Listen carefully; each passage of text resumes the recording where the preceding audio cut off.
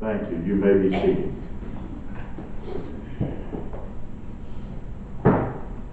Our text this morning comes from Genesis chapter 32 and verse 24.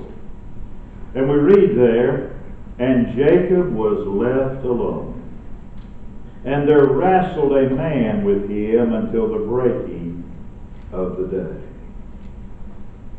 Now the story surrounding that passage where our text comes from this morning is a story that obviously comes to us out of the ancient past. And the language of it speaks something a little bit strange to our 21st century ears. But the essential truth of the story is just as current as anything you might have seen on the cable TV news networks this morning. The story around this text of Jacob's midnight wrestling is a story of human experience. It's the story of the experience of a man with God. The crisis in the life of Jacob takes us somewhat by surprise, because it was in this moment when Jacob wrestled at midnight that Jacob's life was remade, and Jacob's life took on a whole new direction. It was here that he received a new name, a name that corresponded to his new nature. And you know, when you think about it, and you look at the life of Jacob, we find it a bit surprising that someone with Jacob's kind of past and present would have this kind of experience. If I had lived back then, and if I had known Jacob personally, I would have expected Jacob to go his sordid and unsatisfactory way that he was living to the very end of his journey of life. Truth be told, I really don't think that Jacob himself ever dreamed of becoming anything different from his old, disappointing self that he had always been. Because with Jacob, years of cheap, half-hearted religious living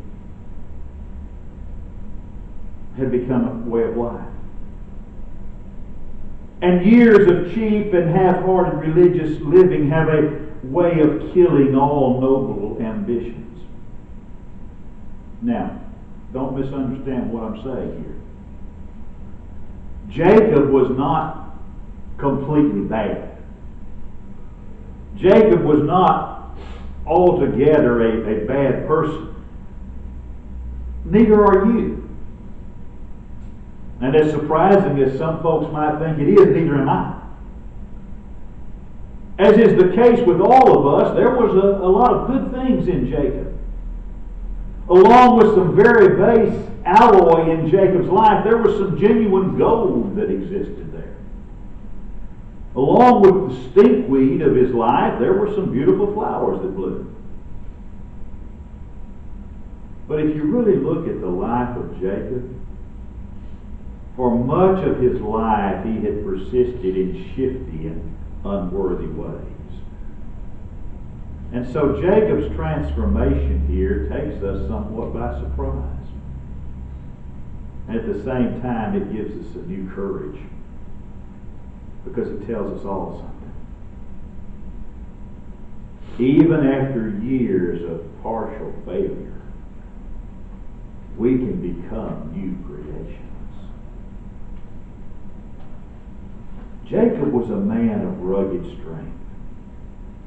Jacob was a man who was physically strong, and he was also strong in will. Jacob was a man that could get on the track of a purpose, and Jacob could stay there with all the tenacity and persistence of a bloodhound. Jacob was not a man that was subject to fainting fits. Jacob would never have dreamed of sacrificing a future advantage to satisfy a present physical hunger, not the way his brother Esau had done. To be sure, Jacob despised his weaker brother for giving in to those passions. Because you see, Jacob had something that entitles him to our respect. Jacob had a strong will. Jacob had a tenacity of purpose, and we respect him for that. Jacob was also a lover. And any man who loves as deeply as Jacob did cannot be altogether cheap and worthless. Jacob was a man who could fall in love. And he could stay in love through long and disappointing years. Now, understand, Jacob is not to be commended merely for the fact that he could fall in love. Any bit of human chaff can actually do that. Folks in Hollywood fall in love with someone different every few weeks or so. But Jacob could fall in love, and Jacob could stay in love. When he met Rachel, and he was there at the well, and he gave Rachel his heart, Jacob never took that gift back. In fact, it's a very fascinating scene. Genesis chapter 29 and verse 11 tells us that Jacob kissed Rachel, and he lifted up his voice and he wept. Now, why he wept, we don't know. We're not told. But we know that he kissed Rachel, he lifted up his voice, and he wept. But we know this, that those tears and that kiss, it meant something. The fact that he worked 7 years for Rachel proves that the love that Jacob had for Rachel was a love that abides. And then the cake had been cut, the punch bowl was empty, the rice had been thrown, and they had left for the honeymoon. And poor old Jacob found out he hadn't married Rachel at all. He married Leah. So he worked another 7 years so he could have his beloved Rachel. I'm going to tell you something. Old Mrs. Browning would have approved of a devotion like that. In fact, it reminds us of the final stanza of her poem, A Woman's Shortcomings. Unless you can muse in the crowd all day on the absent face that fixed you, and yet unless you can love as the angels may, with the breath of heaven betwixt you, unless you can dream that his faith is fast, though behooving and unbehooving, unless you can die when the dream is past, oh, never call it love. That's what Jacob had. That's the kind of man that Jacob was. He was a man that loved and loved deeply. And Jacob was something else. Jacob was also a religious man. He was a pious man. He had an appreciation of those higher spiritual values that his brother Esau completely despised. When you first meet the twins, and you first meet Jacob and Esau, Esau is far more charming. Esau is far more lovable. But there is a fatal defect in Esau. Esau has no appreciation for the values that are represented by religion. Esau is, as the Hebrew writer would say, a sensualist. Now that's not to say that Esau was unclean in his life. It is to say that Esau lived solely within the realm of the physical. He was like so many in our world today. He did not hate religion. He just simply wasn't interested in it. He didn't scorn God. He just forgot about God. Esau just had no time for the things that were spiritual. Esau was interested in his dinner, his dog, his hunting, and very little else. The birthright, that which gave him the privilege of being the religious leader of his clan, it meant next to nothing to this man Esau. So there was a lot of good things about Jacob. But along with the good things in Jacob, he had some very real faults. You know, most of us fall into that category that we feel like we can see our faults if we had them. But Jacob had some. Jacob was a man that was intensely selfish. And my friends, that in itself is a fundamental vice, selfishness. Virtually all of our woes, whether they are individual or social, whether they are international or local, virtually all of the things that bring us grief in life flow from the poison of selfishness. Jacob was a man that had little regard for anybody's rights except Jacob's, his own. And he saw that his happy-go-lucky brother had little appreciation for the birthright. But, to Jacob, that birthright was something of real value. And Jacob made up his mind. Remember, we said he had the tenacity of a bloodhound? Jacob made up his mind that he was going to win the birthright. Whether by fair means or foul means, it didn't matter. He was going to win the birthright. Like a spider, waiting for a fly to land in its web, Jacob waited for Esau to come home from the chase. And as the scene plays out in Genesis chapter 25, we have contempt actually for both of these boys, for both Jacob and for Esau. But the part that Jacob plays in this is positively despicable. I want you to use your sanctified imagination right now. And I want you, by an eye of faith right now, I want you to see big, husky Esau, the outdoorsman of the two. He's coming in and he's been out hunting all day. And he comes in, he forgot to pack him a lunch probably. And he's hungry. He's very, very hungry. And he comes into the camp and he walks past his brother's tent and he stops. And he catches a whiff of something. And he goes back to Jacob's tent. And he smells dinner being cooked.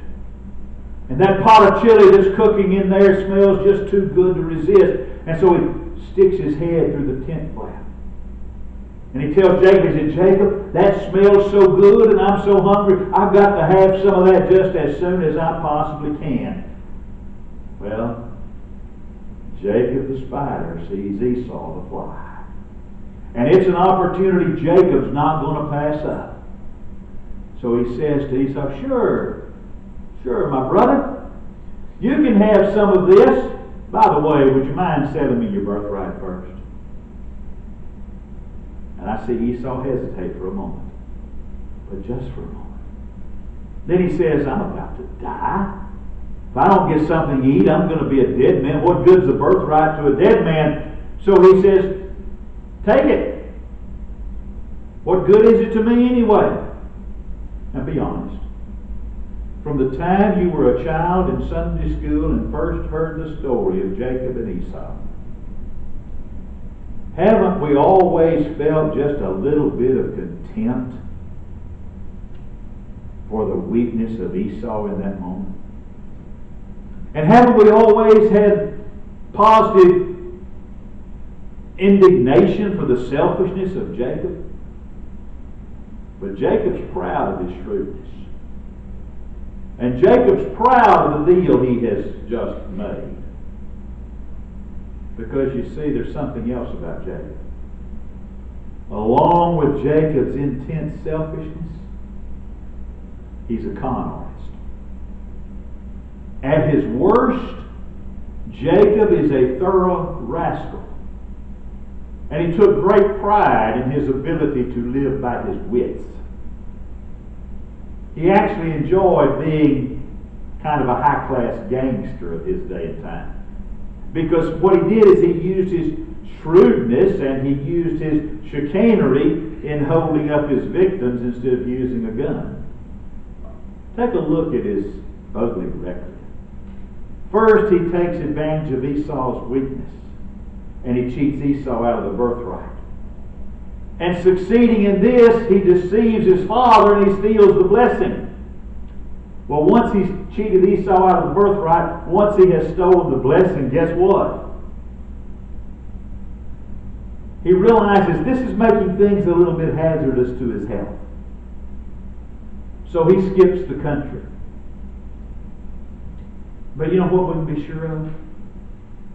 As he skipped the country, you can be sure that Jacob was not dogged by any sense of shame over what he had done. He goes away. Why? Because he has succeeded. He's gotten what he wanted. But he's also afraid that Esau might shoot a dart into his ugly heart. So leaving his father's tent, he makes his way to the tent of his uncle Laban. And that's going to prove interesting. Because Jacob and Laban, they are chips off of the same block. Jacob and Laban exchange and engage in a battle of wits, and Laban draws first blood. Now, in the end, Jacob gains the final victory and not Laban. It's an interesting story. Read it sometime. Now, Jacob comes to the hour of crisis. The hour of crisis in our text in Genesis chapter 32. And you know what Jacob's firm conviction in life is to this point? A crooked line is the shortest distance between 2 points. But now here's what I want us to take away from this story. In spite of the odds, Jacob, the successful sinner, becomes a new man. Look at the words of our text again. And Jacob was left alone, and there wrestled a man with him until the breaking of the day. Whenever we begin to seek God, God has already begun to seek for us. And if it so happens that we love God, it's because God loved us first. The God of heaven is on an endless quest after you, after me, and every wayward child of His on this earth. Our restlessness, our heart hunger, our longing to do and to be our best, those are things that are God-given. The fact that God wrestled with Jacob is indicative of the fact that Jacob resisted God. Because if Jacob had not resisted God, there could have been no wrestling. God's wanting Jacob to go in one direction. Jacob's determined he's going to go in the other direction. Just as Jacob resisted God in the long ago, oftentimes in our lives, you and I resist God. The supreme tragedy of our lives, insofar as our lives are tragic, is our resistance of God. Did you hear what I said? The supreme tragedy of our lives, insofar as our lives are tragic, is our resistance of God. God wants and God seeks to make us strong, and yet often we cling to our weaknesses. God wants to give us inward peace, and what we do is cling to our inward wretchedness. God seeks to make us useful, and we persist in being useless. God seeks to make us loving, and we resist by clinging to indifference and hatred. But what happens to Jacob? By and by, Jacob ceases to resist, and Jacob begins to cling. And God brought home to this self-confident, self-satisfied man a sense of his own need. For the very first time, it came home to him with compelling conviction that he needed God. Jacob realized he simply could not go on without God. Jacob's sense of need, beloved, it needs to be our sense of need. Because apart from God, there is no help for any of us. Now here's the question. Do we realize the desperate need for God in our lives this morning? Is that something we realize? Is that something we understand? If you've never become a Christian, if you've never put the Lord on in baptism, I beg you to do it before you leave this building today. And yet, if you've done that, but if your Christianity has been a nominal Christianity, that needs to change. I don't know what the needs of your life might be. But whatever it is, Jesus Christ needs to be Lord and Master of your life. Because if Jesus Christ is not Lord and Master of all of your life, He's not Lord and Master at all in your life. I don't know what's going on. But if there are changes you need to make for Jesus to be the Lord and Master of all of your life, this is your opportunity to do that. Let's together we stand.